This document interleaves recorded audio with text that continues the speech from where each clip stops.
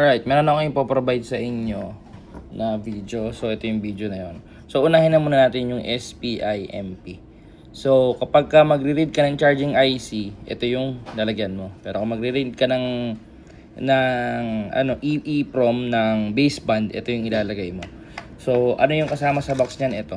May dalawang kable na ganito. Na ganito yan. Ito yung sasalpak mo dito. Ayan, tapos sa may kabila, sasalpak mo naman to. Ayan. So, ito yung isa. Ito yung yung I2C na makikita nyo. Ayan, yung baseband. Ito yun. Tapos, ito namang isa na to is pang charging IC. So, ito, adapter to ng 16 Pro Max. So, unahin na muna natin basahin yung 16 series. Pero ang unang-unang gagawin nyo kapag na-download nyo yung file na sinend ko sa inyo, click nyo to at install nyo yung driver ng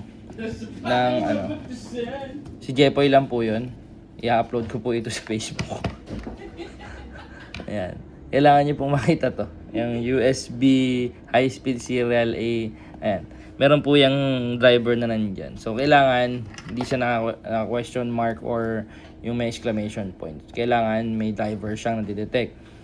So, kapag 16 series, tinanggal ko na kasi to. May ground kasi to dito. Tinanggal ko na kasi hindi ko alam hindi siya nadidetect kapag meron ganyan. Pero kung yung papadala ko sa inyo meron pa, double check nyo na lang. Kasi minsan nadidetect, minsan hindi. So, yun lang. Click nyo lang yung software na sinend ko sa inyo. Click nyo itong CH341A. Then, programmer. Click nyo lang yan. Then, click nyo lang yung auto detect. Tapos, mamimili kayo ng chip dyan. SPI chip. So, makikita nyo naman yan, alin sa dalawa, piliin nyo na lang kung ano yung gagana. So, pag click nyo yung read, hawak ko lang siya. Okay na siya. Then kapag mag-e-erase ka, double check mo muna. Ayan ito may file to. Ayan nakita nyo. Ayan. So, pag magra-write ka naman ng EEPROM, kiklik mo lang yung erase, click mo lang yung yes, okay mo na. Tapos double check mo. Wala nang laman yan.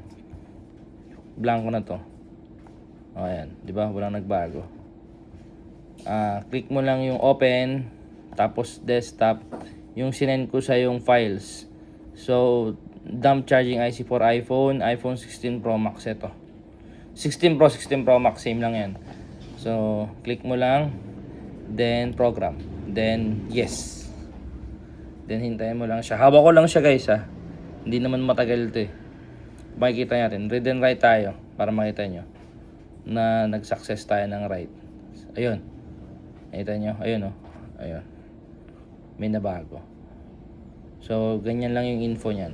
So, 16 series, okay na tayo. Tanggalin natin to. So, adapter to lang to ng 16 Pro at 16 Pro Max. Ito naman, charging EEPROM ng iPad 10th Gen. So, 10th Gen tayo. Basa tayo ng 10th Gen. So, auto detect. Click lang natin yung expansion kasi kadalasan winband pero ang basa ko dito kanina expansion talaga. Expansion. So click mo lang yung read. Okay, read. Ayan Good kasi ito Ayun 040. So kapag na-read mo na siya at hanapin mo yung iPad mo kung anong iPad yan, hanapin mo lang dito yung model. Dito lang yung mga model ng iPad na yan. So all goods na. And that's it. Peace out.